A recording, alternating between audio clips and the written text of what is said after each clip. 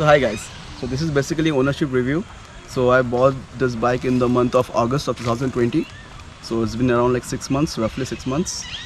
So I'm going to talk about the pros and cons of the bike और ये साथी मेरा कितना साथ दिया मेरा खरीदने में, about all the stuff. So let me first start with one thing. जब भी आप लोग मार्केट जाते हो वो कुछ भी प्रोडक्ट खरीदने के लिए सबसे पहले आप क्या देखते हो? You don't see about the performance and all stuff. आप देखते हो वो प्रोडक्ट दिखती कैसी है. तो अगर दिखने में अच्छी है उसके बाद आप रिसर्च करते हो and you all get into details and all stuff कि कितना माइलेज देगी, कितना परफॉर्मेंस है, all this horse power and all stuff.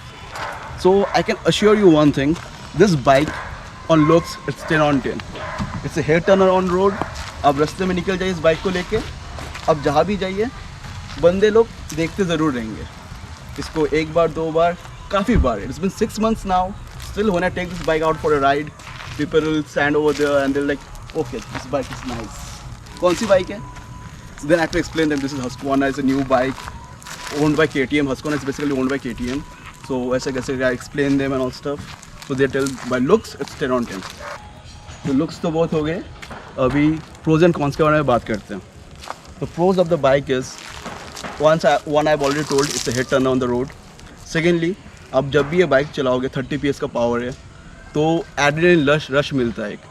तो राइडर्स को वो बहुत ही पसंद होगा कि जब भी आप थ्रॉटल करते हो you feel that adrenaline pumping out and जो फील देती है वो बाइक को, like it's not comparable to any other feel. Basically on mountains this is smooth rider on mountains. जितना भी स्टीप हो जाए, जितना भी इंक्लाइंड हो, वो आराम से एक गियर या 2 गियर में आराम से खींच देता है, जितना भी स्टीप हो. So no issues in that. Secondly इसके जो एस्थेटिक्स है, जो अर्गोनॉमिक्स है, तो इसके लिए आपको like around like 60 to 70 kilometre per hour से कोई विंड ब्लास्ट उतना मिलता नहीं है. या वंस यू गो पास्ट 80 और 90 तो थोड़ा सा विंड ब्लास्ट आपको मिलेगा. And the one of the thing like it's basically it's scrambler. इसके लिए इसका जो सिटिंग पोस्चर है दैट्स अपराइट. सो आप even if you go for long rides and all तो आपको उतना लाइक कुछ बैकबोन में पेन वगैरह कुछ होगा नहीं. तो that is one very good point. And उसके ऊपर आपका जो इसका हैंडलिंग है, so basically this is a good city bike you can say. If you go ride this on a city, so even if you ride for some 1 hour 2 hours or no back pain or something, those issues will come. So it's totally, you can say, very friendly in city. And one more thing about the hitting, as you can see in the past KTM bikes and all, so there's a lot of heating issue in those bikes, but this bike has got some liquid cooled engine, so basically the heating issue will not find over here. And about the vibrations, you will find a minimal amount of vibration till 60 to 70 80 kilometers per hour. Once you cross that 100 kilometers per hour, then minimal vibration you will find it on the foot pegs. हाथ पे उतना vibration मुझको तो feel नहीं होता है, बाकी को होता है तो आई डोंट नो, मुझे फील नहीं हुआ.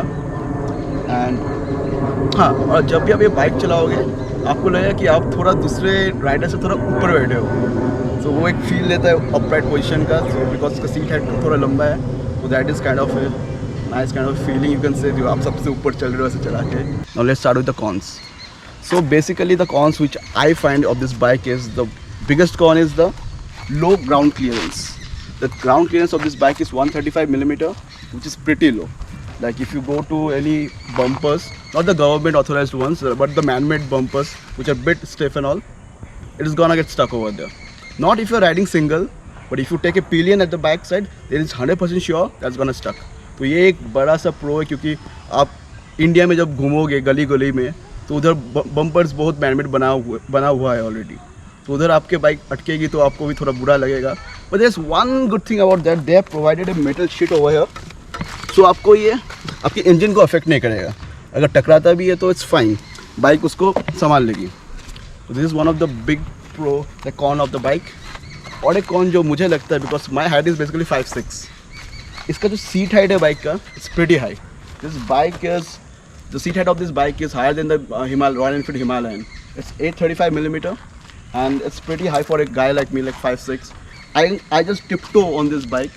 सो ये काफ़ी डिफिकल्ट होता है. इनिशियली मेरे लिए थोड़ा सा डिफिकल्ट था, बट अभी चलाते चलाते I am use to it.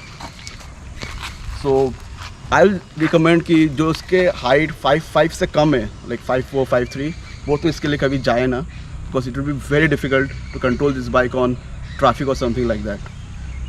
And और एक कॉन जो है इस बाइक का वो है इसका pillion comfort.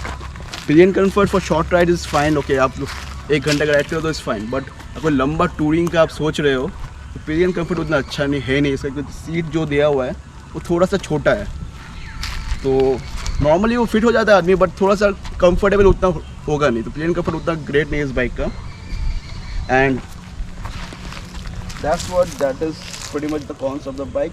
And one more thing, this bike basically this is a scrambler, so इसके जो टायर्स से ऑफ रोडिंग दिए हुए हैं, तो बेसिकली तो आप चाहोगे कि ऑफ रोड करने जाओगे, but they have given a very low ground clearance, तो एक डुअल टायर पर्पस देने के बाद और लो ग्राउंड क्लियरेंस देने के बाद बनता नहीं है एक्चुअली। तो ऑफ रोड आप लेके जाओगे इस बाइक को, it's gonna get stuck with high potholes और समथिंग लाइक दैट, तो what is the use of giving the off roading tyres, it doesn't make sense. तो वही एक मेजर कॉन है, लेकिन अपार्ट फ्रॉम दैट आप अगर रोड पे चलाते हो तो doesn't matter low ground clearance, क्योंकि हाईवेज और नॉर्मल सिटी रोड्स में कोई दिक्कत आपको आएगी नहीं। So that is pretty much about the cons. So that's it. So I guess you all liked the video. So if you have liked the video, do subscribe and put a like on the channel. And yeah, keep smiling, stay happy, stay healthy, and keep riding. Bye bye.